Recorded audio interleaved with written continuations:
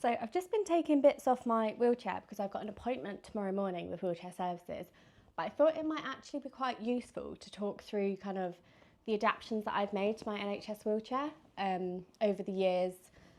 And I've got an appointment with them tomorrow because they have agreed that, unfortunately, although I said it before, they've now agreed that yes, I wasn't measured correctly, and actually the seat depth is too long, so I have no gap behind my knee, and it's pressing on my calves and causing a lot of discomfort, but it also kind of shifts the way your weight is distributed. So tomorrow could actually be picking up a new manual wheelchair, which will be exciting, and I'll bring you along. So I've kind of taken off the majority of the mods. We can go through them. So firstly, we've got these height adjustable handles, and then they go on the back here and just kind of bolt in, but then it gives you the option to kind of tuck them away, which was probably how they were 80-90% of the time, but then gives the option that if I do need some support, they can, change the height, kind of lock that in place with this little lever bit, and then they'd stay at that height. My taller friends and family very much so appreciated this, because when you have the handles just kind of coming off the back, like, it is quite low, so that was kind of the first modification I did, having had the kind of custom handles before. I did buy these myself, but for me at least, definitely a worthy investment. Meant that at least when family and friends were pushing me, they didn't have to ruin their backs while doing it. So then secondly, cup holder. Now, I've actually gone through quite a few of these in my time. I did have the Fora attachments originally, and I have actually got quite a few of their little handbags that kind of clip on as well, and they are gorgeous, to be fair. But I did find with the cup holder, I actually completely misjudged and kind of rammed into a sofa once when I was on a team away day, and it unfortunately just snapped. Now the team were brilliant, really helpful, kind of, got a new one shipped out. But as well with that, you had to make sure that the cup was a certain width or it just would fall through. Whereas this trusty, probably like £10 for a pack of 2 cup holders that I did get off Amazon. But what I really like about these is because there is a gap kind of here, I think they're designed for prams, pushchairs, but it means as well I can have a kind of standard mug sit in the office. Before, with the Fora cup, I always had my own travel mug, whereas with this I can just grab, a mug. If I'm using my wheelchair around the house as well, I don't have to have a travel cup. I can just have a standard mug, fits in, the handle can sit right out. I will demonstrate.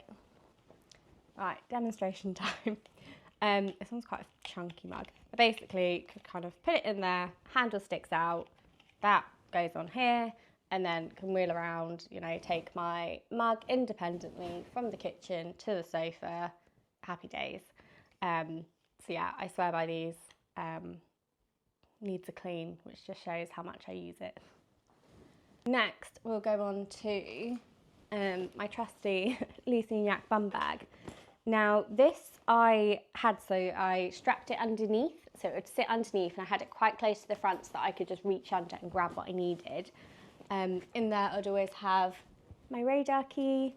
I then also have a pump, Allen keys, can't have a wheelchair without Allen keys, and a poncho, and a pump, and a face mask.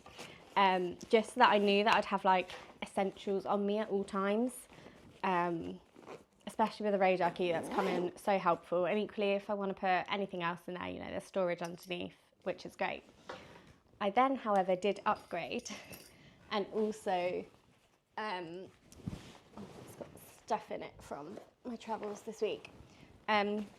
Appreciate it just looks very flimsy right now, but this was again off Amazon for my sins and environmental pollution, but again designed for a pushchair. And what I did is just cable tied this underneath kind of to the back bar, and then there's a bit more of the frame that I cable tied it to.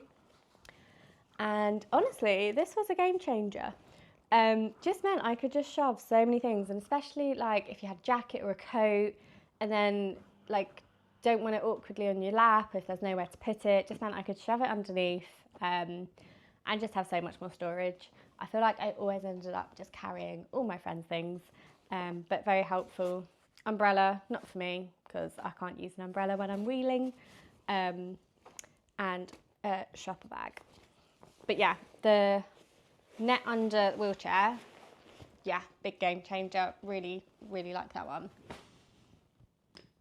I said the umbrella, not for me. However, these are the clamps that went on my wheelchair for my dry ride front wheel attachment.